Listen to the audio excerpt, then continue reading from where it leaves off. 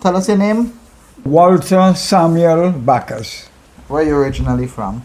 Well, my parents were born in St. Vincent, but their parents, which is my grandparents, they came directly from India.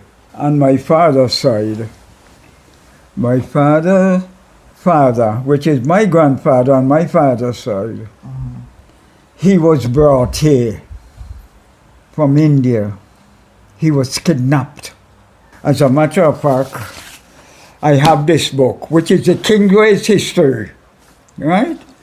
And as a preliminary, I will just read a little bit. This carries some of the stories in India. He said, in the time of Frederick the Great and Pitt, Britain was busy in Canada and India, a new world of the West and an old world of the East. But what do we mean by India? Big question. He said, while Britain was still an unexplored island, lying on the edge of the known world and peopled by half savages, India even then had its fine cities, splendid buildings and temples, and untold riches. That was India. There is where my roots are. Sadly, something happened in the history of India that at one time India was taken over by a foreign country, Britain, and millions of people lived just what we call hand-to-mouth existence until they got their independence in 1947. Well, India is on its way back now, on its feet. So yes, our most famous religious teacher, Buddha, had lived 500 years before the birth of Jesus Christ. It went on further to say, the peoples of India, you notice what he said, peoples? The peoples of India, however, have never yet become one nation like the British or the French. There have always been many tribes differing widely in color, creed, and language. A great event in Indian history occurred about the time that Norman William was attacking England. India was suddenly invaded by a horde of soldiers who swept through the Afghan pass and the northwest frontier, India's weakest point. That is now part of western Pakistan. The name of that pass is the Khyber Pass. The invaders were followers of Muhammad, and they soon fastened their rule upon the native people. Again and again, during several centuries, India was attacked by similar invaders. They imposed each time a foreign rule over the people, whom they wanted to convert to their own faith. This was a difficult task. Most of the people were Hindus, and the Hindu religion, which is a system of caste, differs very widely from that of Muhammad. And that still exists. That's why in 1947, they divided India into three parts: East Pakistan, West Pakistan, and India in the middle. East Pakistan has broken away from the West. They can call themselves Bangladesh. Now, at one time, there was a mutiny in India, which was called the Indian Mutiny. If you look here, Mr. Harry, this is a map of India. That's Afghan. That is Kashmir, the same place I'm talking about. This is where you call West Pakistan. Here is where you call East Pakistan, right, and India in the middle. If you notice, India in 1792, all these territories here were independent territories. Because look the thing here.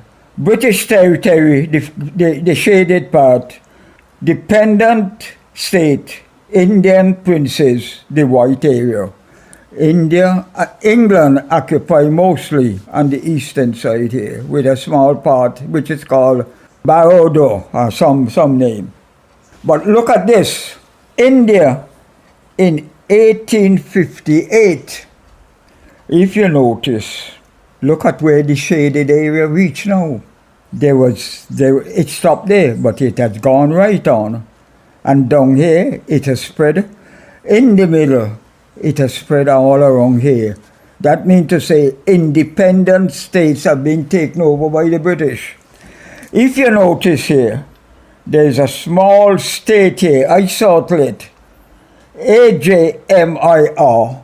That's the state that my grandfather came from. My grandfather was the only son of the family. The others were 3 daughters.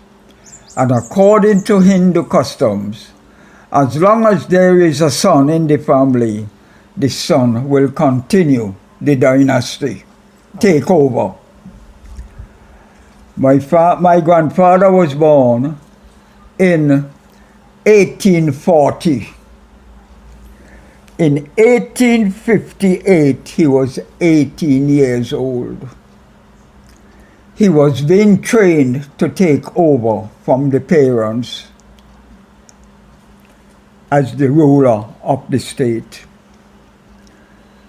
One of the things that he had to do was to be very versed in their religion. One day, while he was coming from a theological school, he was kidnapped by Muslims from the instigation of the British. They kidnapped him, took him to a railway station, and took him away. He has never seen his home, his parents, and he doesn't know what had become of them. He was kept and trained. The train went to the nearest seaport.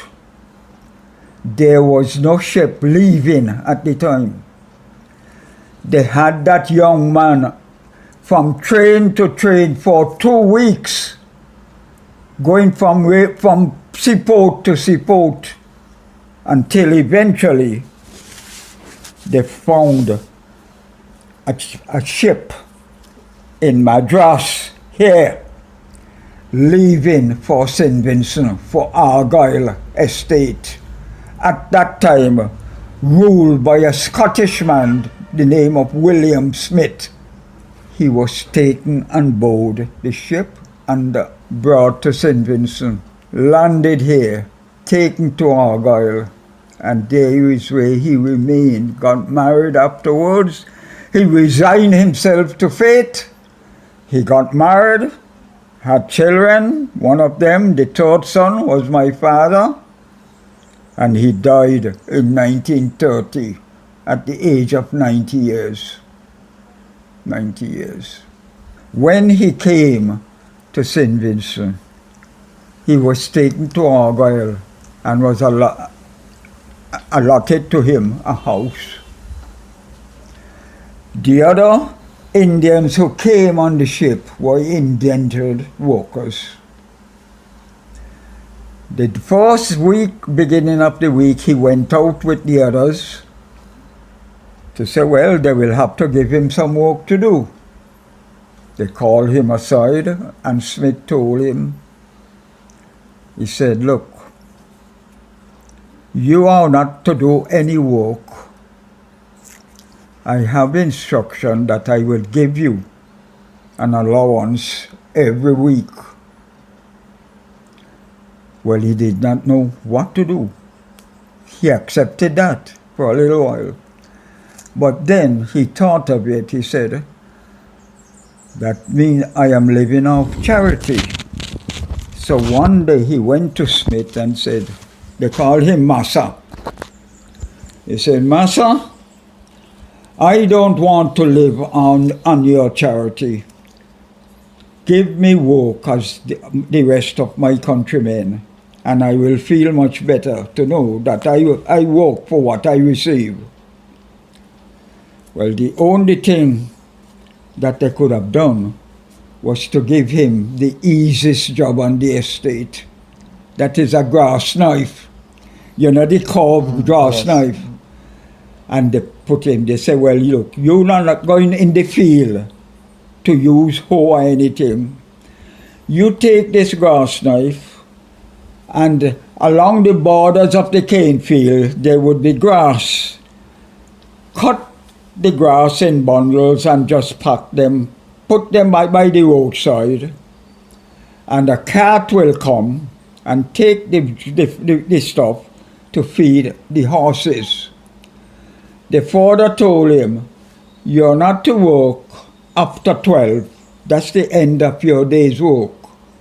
When the factory whistle, which is when they blow the steam off at 12 o'clock, and the estate goes for an hour lunch, he said, that's the end of your work for the day. You go home and fix your meal. Well, that continued. He was only a young man of 18 years. Well, he continued in that life for some time, until eventually, when he became big, he said, well, what must I do? I will have to get married and establish myself with a family. Well, a family came, and on board there were some Gokul, the Gokul family. They are now part of that family are the Thomases over at Acres and Calder. And he chose a young lady, and he got married. And as a matter of fact, the other Indians didn't call him Rambala Singh, they call him Raja, because that's how they look at him. He was a Raja to be. When they had their differences, many of them couldn't speak English properly.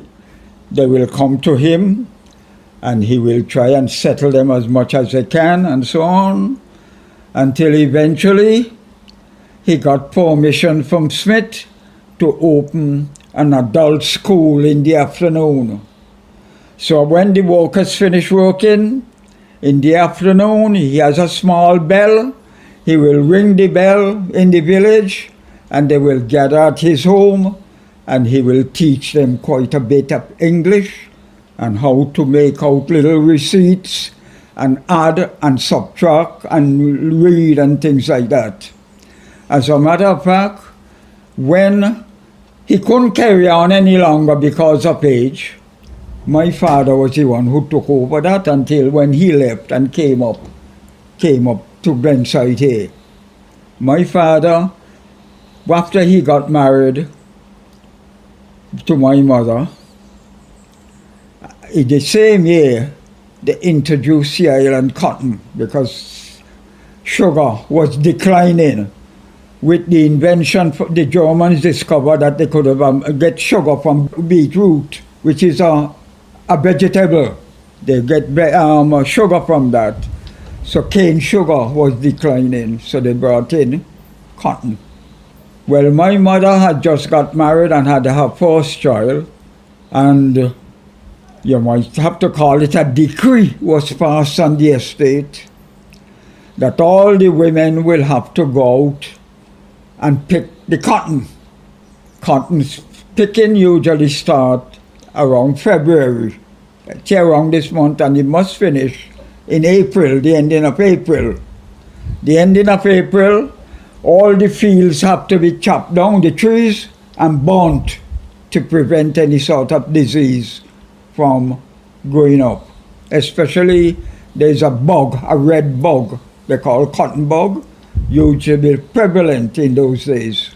Well, my father objected to the fact that his young wife will have to leave a young baby to go and pick cotton. And he said, my wife is not going to pick any master cotton. And he didn't say it behind back, he spoke openly. He said, I married my wife to look after my home and my child and myself, and she's not going to pick any cotton. To spite him, the house they were living in was a state house, a small board house. Which was in Argyle. Argyle. They sent carpenters and they took off the windows and the doors. They didn't tell them, well, okay, clear out and go in the street.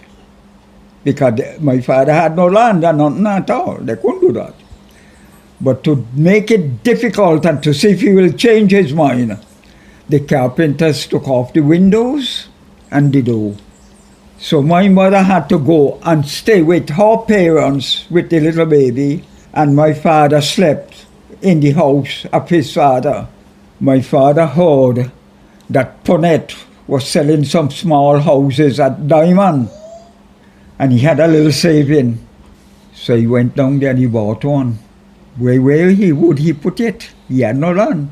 Someone told him, go and ask the Roman church, because they had bought half an acre of land, as they used to call it, the land of refuge. And my father put his case to the Roman priest, and the Roman priest said, Bacchus, this is God's land. This is not Smith's land. He cannot put you off. Go and break your house, choose a spot, break your house and erect it there, and no one can move you more than God. And so that's what my father did. He left the estate and he bought this house and he built it there and lived on the church land. And he had the first child that was born at Argyle, 1, 2. He had 3 sons there and 2 daughters before he heard that this estate owned by a Gunsam, an Indian man called Gunsam, was selling, and with his savings he came up and he bought 5 acres of land and left the church land and came up here. So where you're living today is where your father bought? Where my father, yes. That's why I will never leave After this here. day you still live here? Right. It is a token of loyalty to my parents that I remain. When I came from England in 1971, they were already dead. My father died at the age of 72 in 1952. My mother died 11 years after, 1963. I was in England at the time. I had 16 years there. I arrived here back in 1971, and the land was here. And I told the rest of my family, I said, I'm going to occupy this land, build a house, and this will remain in the family as long as we possibly can. And here is where I am. And I'm 93. Yes. Yes, 93 is quite a ripe age to live to. Tell me about your family though, in terms of the surnames on your mom's side and your dad's side. Yes. Yes. My grandfather on my father's side was Ram. Ram in Hindu mean king. Is just as you might say Her Majesty in English. Ram means king. Ahead. Ram Balat Singh. So the end of my name should be Singh. But according to the Hindu customs, when a boy child is born and he is christened or baptized, as we say, he is to take the name of his godfather. The thing is, my grandfather had a friend at Stubbs, a black man by the name of Bacchus. They were very good friends. So when his children born and decided to be baptized, the 2 before my father was his 3rd son, he asked Bacchus to be the godfather. And those days you took your godfather's and surname? they took their godfather title. The 2 in front, my father and my father. It is not compulsory. As a matter of fact, if you want to take it, continue with it, you take it. But they like the name Bacchus, you know. So those 3 sons of my father, my grandfather, took the name Bacchus. 2 of them settled up in Richland Park, and my father settled here. There were others who did not take the names. Some remained Bullock, because there was one who remained down at Yambu. That was one of my uncle. He retained the name Bullock. There's one at Calder. He also retained the name Bullock. There was another uncle over at Calder. His godfather was Roberts. Well, he took Roberts. But the one, which is, do you know Ian Bullock? Yes, yes. Ian's grandfather now, his godfather was Samuel. So when he became big, he did not like the name Samuel. He said, I prefer to remain as Bullock. So he remained as Bullock. But the thing is in the register, the government register, he was already registered there as Samuel. And some of his children went abroad. About 4 or 5 months ago, I was home here when a group of them came from Trinidad, came here, visited Ian, and wanted to know a little bit about the family. Ian could not tell them very much, so he sent them to my son, who was a teacher, living at Diamond, Jonathan Bacchus. Jonathan didn't know very much neither. He sent them to me. So they came here, just like you come, and we sat down and I told them the whole story and so on, how was a custom, and they were quite happy to get that information, and they went back to Trinidad with that. Many of them got married to some white-skinned people, because some of the children they came with here were very, very much white, just like Europeans, you know. I believe they were from Venezuela. Okay. Yeah, from Venezuela. So I'm telling you, that is how it is.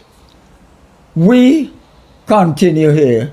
On my mother's side, my mother was a Durant. She was a Durant. And my grandmother and my grandfather, they were from different parts of India. I think they were a little bit more to the north, around the area where the Sikhs live in. My grandfather on my mother's side was a very big, tall, strapping man. And they came up here and lived up here too, and they bought land from the same man, Gonzab, and they died many years ago. Okay. Yes. Well, we are here. We went to school.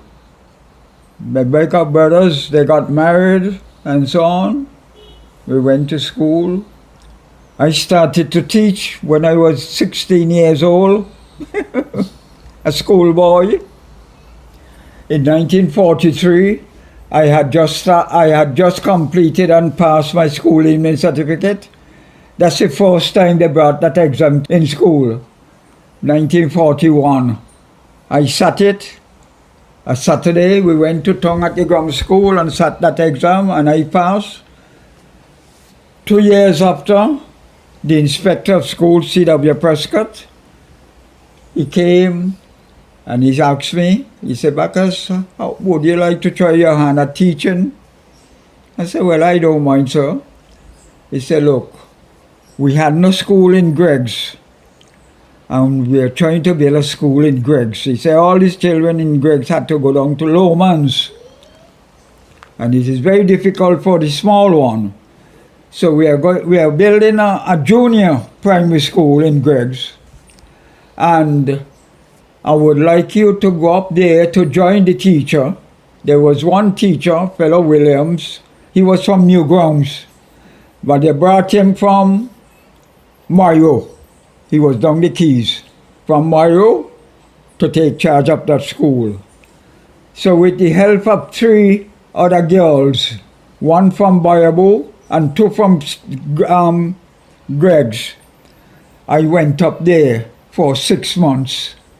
From January 1943 to the ending of June And I assisted in establishing that school in Greggs for the first time. Well, I was brought back to Morocco, and there is where I did most of my teaching.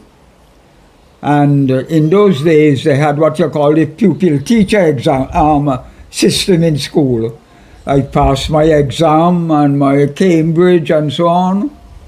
But in those days, I got married in 1947, and I start having a couple of children, and I find, well, I will have to look for greener pastures.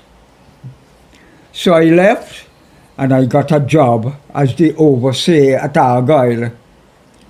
O.W. Ford, Lawyer Ford, we used to call him, was the owner of the estates then.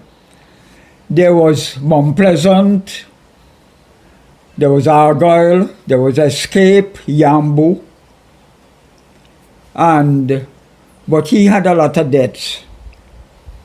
He owed Kassan, Corey, a lot of money. So he went to the cooperative bank in Trinidad, which we call the Penny Bank, and they loaned him the money to pay off Corey, under one condition, that he sell off some of the estates to pay them back. So he sold part of Mount Pleasant and a little bit of Stubbs, because Stubbs was one of the estates too. He sold Escape and Yambu. And the rest, he had most of it in our route. So I walked down there with him as an overseer for some time. The manager was his stepson, Walter Briggs. You must have heard of Walter Briggs. Yes, because he married to a white woman. The white woman was the widow of a lawyer in England. Her husband died, and they had just one son, that was Walter Briggs. Well, during the war, the mother sent him for safekeeping to Canada, where she had a sister was staying. So Walter grew up in Canada during the war days. So after the war, and he became a big man, they brought him down here to take charge of the estate. Well, I went down there and I worked with them for some time, and then I left. After I left, I worked with the government. The first road transport officer Public Works ever had, it was me. Okay. Yeah, I was there, and then fellows were going to Britain. I said, well, I'm going to throw myself abroad. So in 1956, I booked my passage and went up to England and spent 16 years there. I came back 1971. Then I started to work with British American as an agent. At that time, T.Y. Bacchus was the manager. That is K. Bacchus, Baptiste's father. Family to mine too, because T.Y. father and me, a first cousin. I had to call his father uncle. So I worked there with British American for some years, but then joking William Barbadian people came and put down some asphalt factory right down at the bottom there, mixing plant and so on, and they wanted a good timekeeper.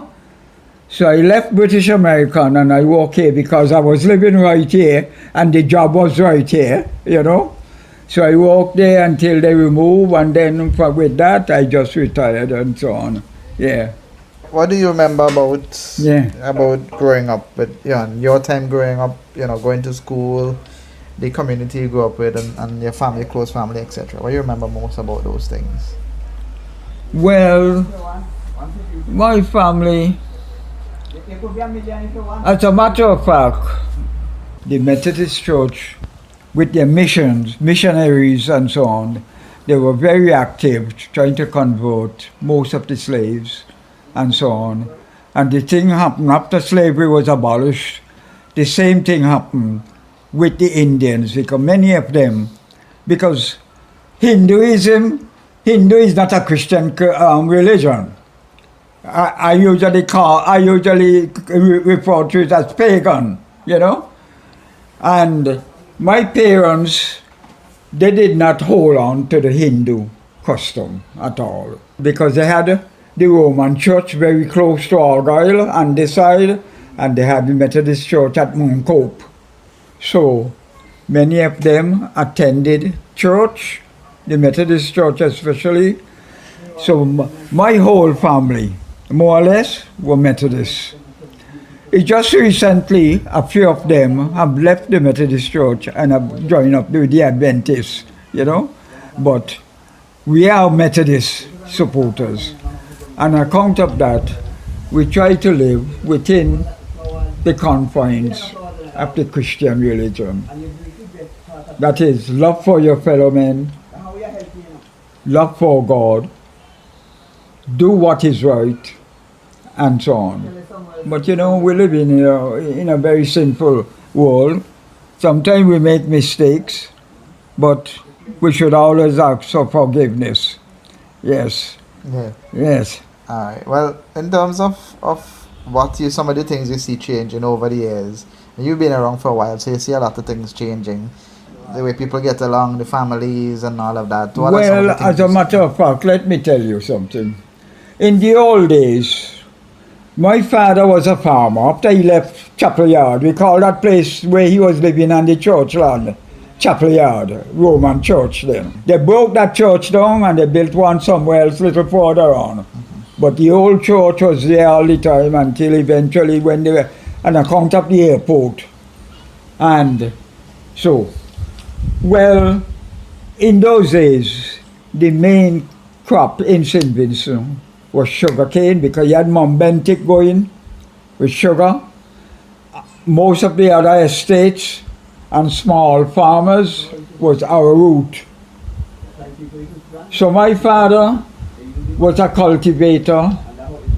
First of all, he had a bit of cane, but it was a bit troublesome with cane. So he turned over to our route and cotton and other provisions, you know, other crops, root crops, potatoes and other things and so on. Well, another thing he did, he always had quite a few animals, cows, goats, sheep and so on, and pigs. So we grew up in a way that we know almost everything about farming. As schoolboys, we learn to use the hoe, the cutlass, and the other tools, garden tools. We learn to milk the cow in the morning. We knew how to go and we change, what we call changing the animals, tie them from one stake to the next. In those days, you didn't have to bring your animals around your home because of safety. You leave them out in the field. You never find anybody will go and take your animals behind your back. You can't do that now. It's something different. We eat provision. Well, as Indians, our main lunch on Sundays would be rice. You know? We always look forward to our rice on Sunday as Indians. But during the week, we eat ground provision, soup, anything we eat, yes. We used to go cassava, we know, baked farine, cassava bread.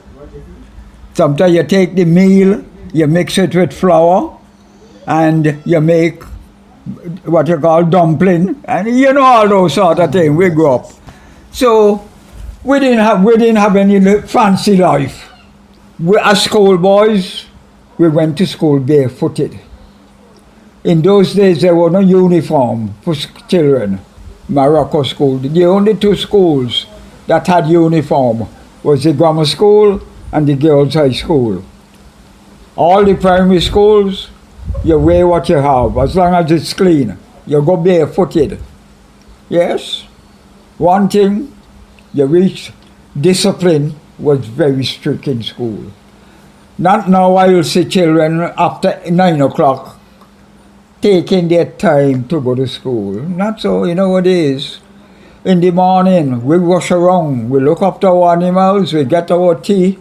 In those days, if we have madongo, you make madongo bakes with cocoa and milk. We call it chocolate. And you have thing, you run down the river, you have a wash, you get dressed, and you reach the school before 9 o'clock. Because we have inspection.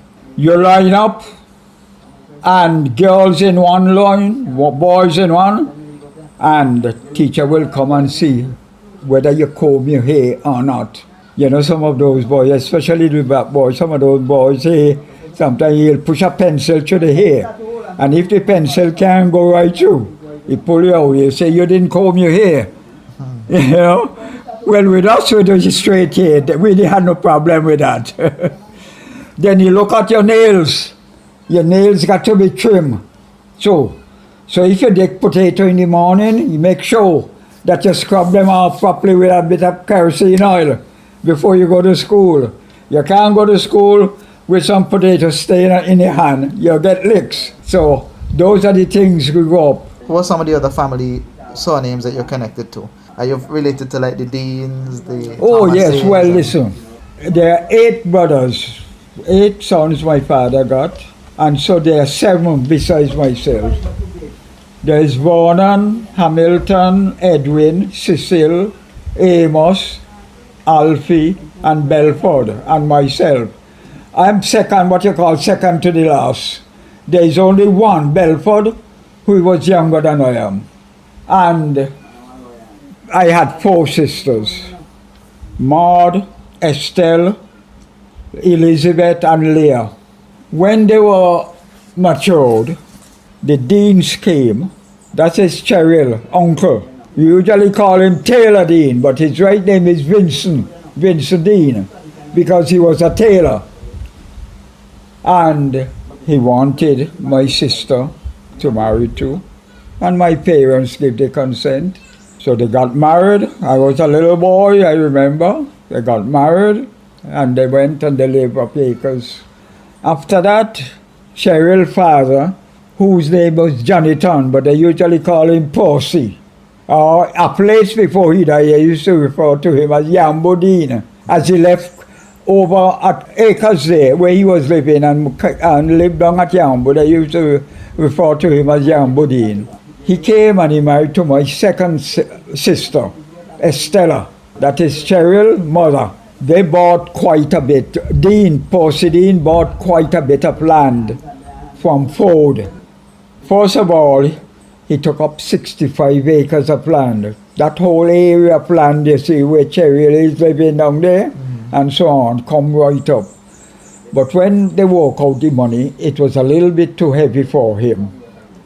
So he came and asked my father to take part of it, because we had a piece of land adjacent to the estate. So my father decided to take 22 acres away from him.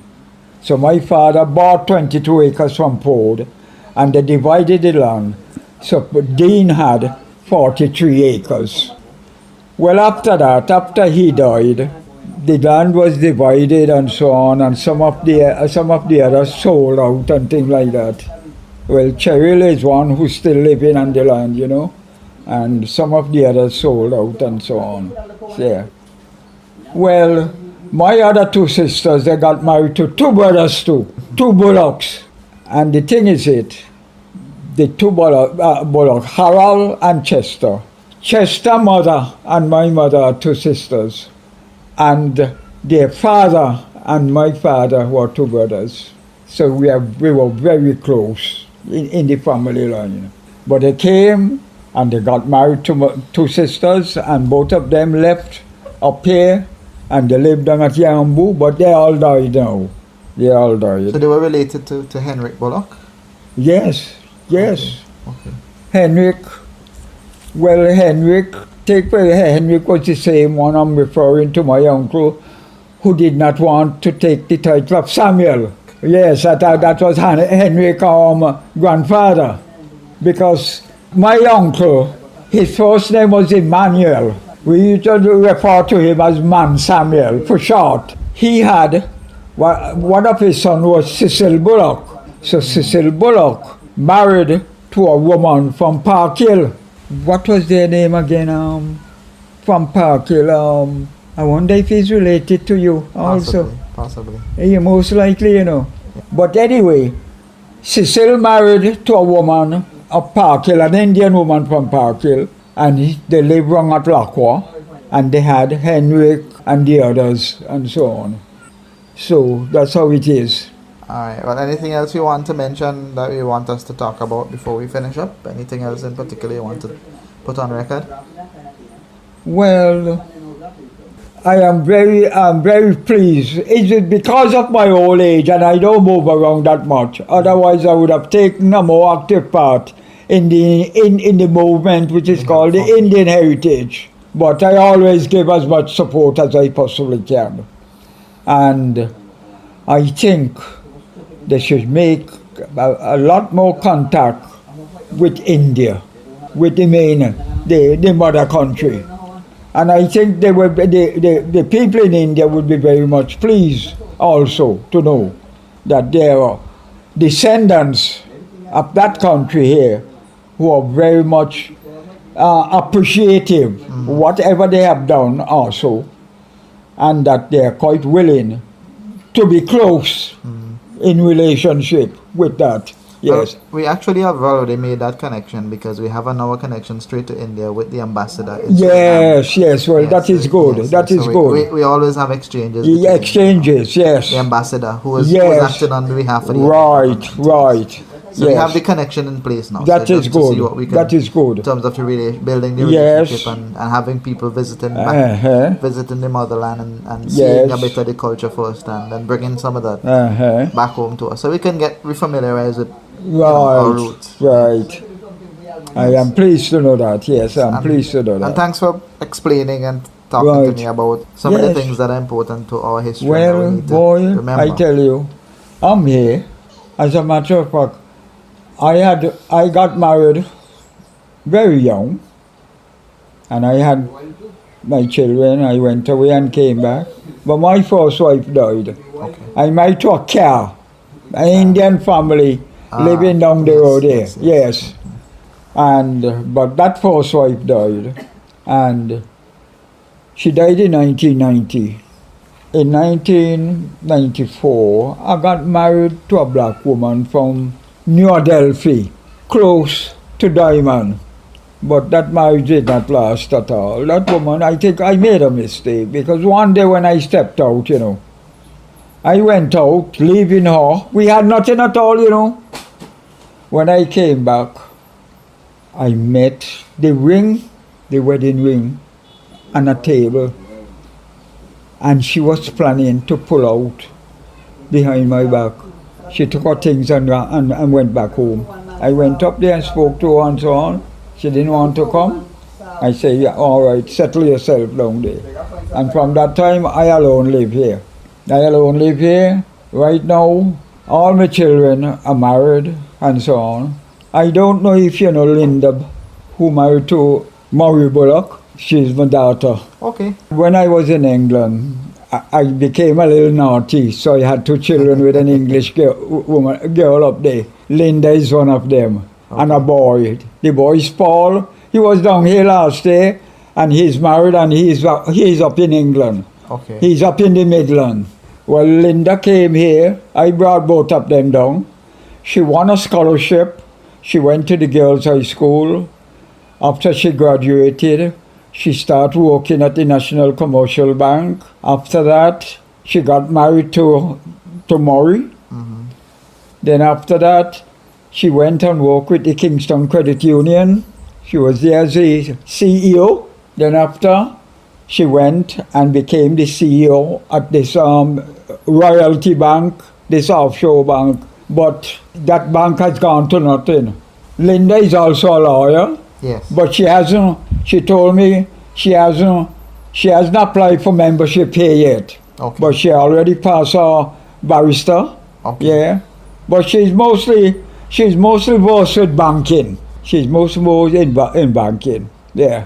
Thanks very much for Oh, sharing it has the- been a pleasure. It was has good been a speaking pleasure. with you. Nice meeting you. Yes, And I hope I'll see you again. Yes, Yes. now I know where you're looking because I didn't know where to find Yes, you. yes. So thanks again, and I hope that Yes. what the information that we shared here, we could be All able to right. share it with others Yes, as well. Okay. yes.